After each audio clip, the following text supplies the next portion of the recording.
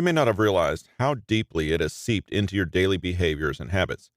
And now, this avoidance of action is holding you back from the rest of your life. For most of us, procrastination is the big obstacle to getting into motion. The term procrastination was derived from the Latin words pro, meaning forward, forth, or in favor of, and crastinus, meaning of tomorrow. Its literal translation can thus be taken to be the moving forward of something to tomorrow, or favoring tomorrow as the ideal time. It's never today, always another moment to be later determined. Procrastination is the act or habit of putting something off until a future time. It involves delaying what needs to be done, usually because the task is unpleasant or boring, or simply because delaying is an option. Rationality isn't involved in procrastinating. In fact, we use rationality far less on a daily basis than we would like to think, and thus we find ourselves in a hole of our own digging. Note that procrastination deals only with intended tasks, i.e., tasks you should be doing, and not all the other tasks open for you to do. For instance, delaying working on the sales report you're expected to hand in by the end of the week is procrastinating, but putting off all other tasks you don't intend to do, say, go around the community helping Girl Scouts sell Thin Mints, isn't. The defining feature of procrastination is that it involves pushing back tasks you know are better off completed now. It is essentially an act of avoiding discomfort, i.e., the trouble of doing the intended task, and pursuing pleasure instead, i.e., substituting more enjoyable activities, plus the relief of not having to engage in the intended task. Who needs help with pursuing pleasure, after all? Since the time of ancient civilizations, our ancestors have struggled with the dilemma of choosing to do what needs to be done over other, usually more pleasant activities.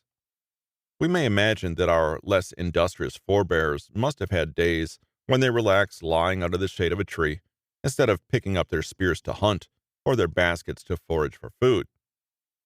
Hesiod, a Greek poet who lived around 800 BC, cautioned not to put your work off till tomorrow and the day after. Roman consul Cicero was also an early dissenter against procrastination, calling the act hateful in the conduct of affairs. This is clearly a problem that is older than we give it credit for. So, if avoidance and procrastination have been around since time immemorial, where did the impulse for this habit come from? Has it been hardwired in our brains from the beginning? Neurobiologists have found evidence that, yes, the fundamental workings of our brains might indeed offer a recipe for procrastination. Remember that procrastination is the act of delaying an intended important task, despite knowing there will be negative consequences as a result. In other words, we have no problem recognizing that procrastination is bad for us. In fact, we rationally know it's something to avoid at all costs. Procrastination is thus a failure of self-regulation. Experts say we procrastinate because we're not that adept at keeping firm command over our capricious drives and impulses.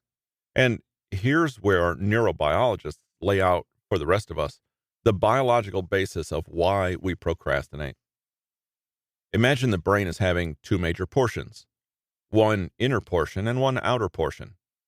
Now, the inner portion is what some scientists call our lizard brain, responsible for our most basic survival instincts. This region is fully developed from birth and controls our most primitive drives, e.g., hunger, thirst, and sex drive, as well as our mood and emotions, e.g., fear, anger, and pleasure. It's one of the most dominant portions of our brain, as its processes tend to be automatic, not to mention life-maintaining. This section is called the limbic system. It quite literally keeps us alive because we don't have to consciously think about breathing or becoming hungry. It just happens, and we live to see another day. The brain's outer portion, enclosing the limbic system and situated just behind our forehead, is called the prefrontal cortex. While the limbic system has been dubbed as our lizard brain, the prefrontal cortex has been identified by neurobiologists as the portion that separates us humans from lesser animals. The prefrontal cortex is in charge of our rational human functions, such as assimilating information, planning, making decisions, and other higher order thinking skills. So while the limbic system lets us experience instincts and emotions automatically, the prefrontal cortex requires us to put in conscious and deliberate effort to think, plan, decide, and ultimately complete a task. The prefrontal cortex works much, much slower, and we're generally conscious of these thoughts. By now, you may recognize how these two major portions of the brain must be continuously engaged in battle. A battle you feel most intensely when you're faced with something you would rather not do, but have to.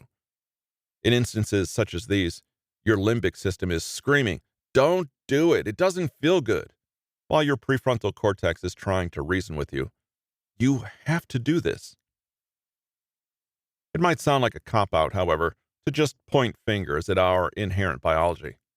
After all humans possess the same brain structure, so there must be some differentiation between those who act and those who do not.